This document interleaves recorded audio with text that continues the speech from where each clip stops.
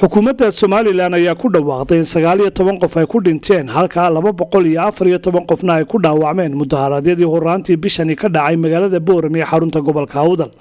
gudoomiyaha cusub ee gobolka Awdal Cabdirashiid Xasan Mataan ayaa wasiirka arrimaha gudaha hortiisa ka akhriyay tirada dhimashada iyo dhaawaca ee ka dhashay mudaharaadyada kuwaasi oo sababay khasaare nafeed kadib markii ay isku dhaceen ciidamada ammaanka iyo dhalinyaro cadhaysani. waxa uu sheegay 9 qof markii hore la geeyay cisbitaalka Hargeysa hase yeeshee 7 qof oo ka mid ah ay xukuumaddu u qaaday magaalada Addis Ababa ee dalka Itoobiya si loogu daaweeyo isagoo intaasi ku dareen xaaladda dhaawacyadu ay soo hagaagayso. mudane wasiir iga guddoon xogaa macluumaad inaan ka bixiyo shaqaaqadii dhacday iyo dhibta halkii gaadhay iyo intay tahay xadigeeda. waxaa ku geeriyooday Allah u naxariistay 19 qof oo ay 18 rag yihiin midna ay tahay haween. waxaa ku dhaawacmay 214 qof. falilaahi alxamd waxaa dhaawac fudud ahaa 194. dadka dhaawacmay ilaahay mahadii waxaa maanta isbitaal jiifaa waa 20 qof oo Boorame ah iyo 2 qof oo Hargeysa ah. waxaan ilaahay ugu mahadnaqaynaa in dhaawaca fudud dhamaantii ay ilaahay inoo fududeeyay ay maanta caafimaad yihiin insha Allah alxamdulillah. waxa kale oo aan halkan ka sheegayaa 9 qof oo Hargeysa loo qaaday 7 qof oo kamid ah inay dawladdu kafaalo qaaday oo dhakhtar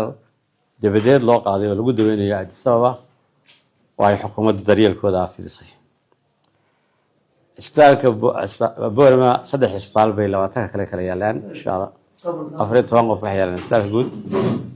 17 jira 3 qofna waxay yaalaan isbitaalka Adal 1 qofna wuxuu jiifaa isbitaalka Hegan. haddaanu shalayba bixin maamulka isbitaalka laga fiican yahay waxa laga yaabaa waa ilaahay loo mahadnaqay ilaahay inoo fududeeyay ducada dadka ilaahay inoo aqbalay dhaawacyadiina ay intoodii badnaa ay ku jiraan recovery inta kalena ilaahay u boogadhay rajaynayna intaas ma rabeen kula wadaago. wasiirka arrimaha gudaha Somaliland Cabdulla Maxamed Carab ayaa sheegay in gobolka Awdal uu ka mid yahay meelaha ugu nabdoon Somaliland isla markaana dhacdadii keentay dhimashada dadku aanay ahayn mid si ula kac ah loogu talagalay in Somaliland waxyeello lagu geysto balse ay ahayd shil aan loo qorshayn oo sababay khasaare lama filaan ah. reer Awdal Somaliland inay dhiigooda u huraan mooyaane looga bixi maayo. waxaa dad propaganda fara badan waxaan yara dhacay ka fidiyay laakiin waxaan ma ahayn wax qorshaysan oo abaabulan oo Somaliland lagu dhawaataynayo. waxa sanad siyaasadda ka dhacay ayuha rutaadiyad baan uga xumahay waana ka tacsiideynay Somaliland oo dhan dadkii dhintay dadkii ku dhaawacmay umayna qalmaynin inay waxaas nagu dhacaan. haddana qadarka AB nafta ku go'aysa lama baaji karayo. waa wadan nabdoon buu ahaa. waxaan garanayaa Boorama oo martay inay tahay gobolka ugu dalxiiska badan leh ay ahayd mid dibadda ka yimaada iyo gobolada wadanka oo dhan looga yimaado horumar xawli ah ayuu ku socday. intaa yare dhacday waxaan filayaa inuu ka soo kaba doono ilaahay ma ka rajeynay. laakiin Awdal waxaan leenahay wadnihii baatii Somaliland tabashadu way jirtaa cabashadu way jirtaa aadamigu intuu noolyeena wala kala cabanaya. dad lagu yaqaanay fidmo iyo ciidamo amniga dhagax lagu tuuro iyo wadankii dadka wax loo qabanaya iyo wax laga burburinaya waa shacbiga. xafiiskani marka la wax xafiiska gobolka waa xafiiska shacbiga iyaga ah. haddaad miiska burburiso dadkii shacbiga ahaa wada hayso haddaad askariga dhagax ku dhufato amnigaaga wada hayso. dawladnimadu waa shacbiga inta u shaqeysa waa wax yar. haddaana iyagu gacan siinin waxba qaba kari maayo. shacbiga reer Awdal waxaan leenahay waa shacbi odayaal u nool yihiin dhaqan wanaagsan. waa dad ku sifooba culamaa wadiin caana oo waddankana qayb ka soo qaatay. waa dad ku sifooba aqoonta Somaliland oo sharaf u tahay saan u sheegay madax badan oo qaarna nool yihiin qaarna dhinteen oo waddankanu soo taliyey inay ka baxeen marka ilaahay waxaan u rajaynayaa in waxaa yara dhacaynayno iska daweyno horumarkuna sidii u soconayay uu socdo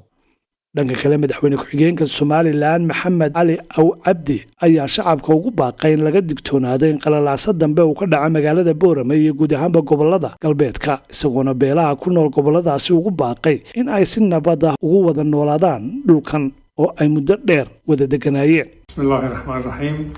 alxamdulillaahi rabbil caalamiin wasalaatu wasalaamu calaa rasuulillaah waxaan marka hore tacsi u dirayaa waalidiintii ehelkii iyo qaraabadii ka geeriyoodeen marxuumiintii qalalaasihii magaalada Boorame bishan ranteeda ka dhacay ku dhintay ehel waalid waxaan leeyahay samir iyo iimaan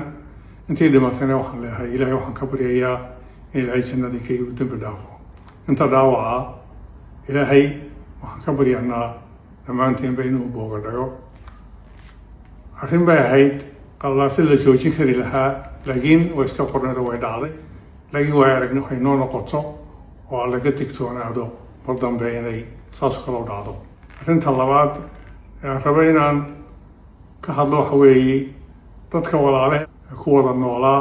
ee hadda ku wada nool ee ku wada noolaan doonaa galbeedka Somaliland gobolada Salal iyo Awdal oo qalalaasa ka dhex taagan yahay oo dad badan oo si kale wax u arkaya ay shirar iyo meel isku yimaadaan oo ay ka wadaan qalalaase nacayb iyo dagaal iyo rabshad keeni kara waxaan leenahay ilaahay ha laga yaabo waa lagu wada noolaa labada gobol labada reer way ku wada noolaayeen way ku wada nool yihiin wayna ku wada noolaan doonaa adduunyadu intay jirto colaad timaada keeni maysa wax kale ee dhimasho iyo dhaawac oo laga dhaxlo guri duma oo madoobaada goblan iyo agoonnimo laga qaadun bay keeni kartaa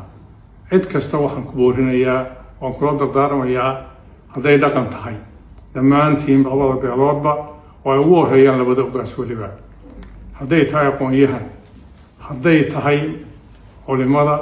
hadday tahay haweenka hadday tahay dhalinyarada in lagu dadaalo in la xakameeyo arrintaasi oo aanay noqonin fitno keenta dagaal rabshadu waxay leedahay iyo balaayadu waxay leedahay xagga hore laga qabtay leedahay xagga dambe ma laha hadday timaado waxba lagama qaban karo waxaan ilaahay ka baryanaa in ilaahay ina waafajiyo dhammaanteenba waddada khayrku ku jiro oo ilaahay aan ka baqanno nin walba waa la weydiin doonaa intaa uu ku yeesho wixii dhintay ilaahay waxaan ka baryanaa in ilaahay ina qaboojiyo jidka khayrka qabana ina waafajiyo geeri iyo dhibaato bay keeni balaayo nabaduna waxay keentaa nolol iyo barwaaqay keentaa aan ku dadaalo nabadda dadkaa walaala ahaa hadday dhibaata imika timaado kuwa dhimanaya waa kuwa isku seediya oo sodog iyo inankii laba isku sodoga waa laba isku abtiya abti iyo inankii u abtiga u ahaa marka arrintaasi yaan la fudaydsanin ha laga dadaalo wax kasta waxaan ku xallin karnaa dhammaan iyadoo gacmaha la isqabsanayo labada beeloodba iyo inta kale Somalilandba iyo xukuumaduba waan ku dadaalanaa waana la joojin karaa si kasta oo ka fiican sidana waa lagu dhamayn karaa ilaahay waxaan ka baryayaa in arrintaasi sida khayrka qaba ay ku fiican tahay dhammaanteenba inaan waafajiyo intii dhimatayna Allah naxariisto inta dhaawacana Allah u ogolayo waalidkii iyo ehelkii qaraabadiina samir iyo Allah ka siiyo dhammaantiin waan salaamaya mudaharaadada ayaa ka qarxay magaalada Boorame kadib markii xukuumadda Somaliland ay ogolaatay in magaalada Saylac lagu qabto munaasabad lagu muransan yahay ee xeer ciise taasi oo markii dambe la joojiyay warshada daqiiqda iyo calafka xoolaha ee Boundary Mills waa hanti dhab ah oo dhulkaaga hooyo ku taala waana warshad laga soo shaqeeyay oo wax waliba ay u dhameystiran yihiin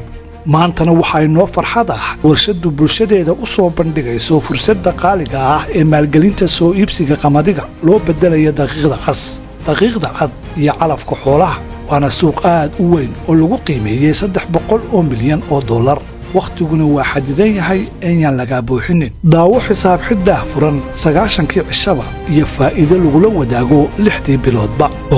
www.boundarymills.com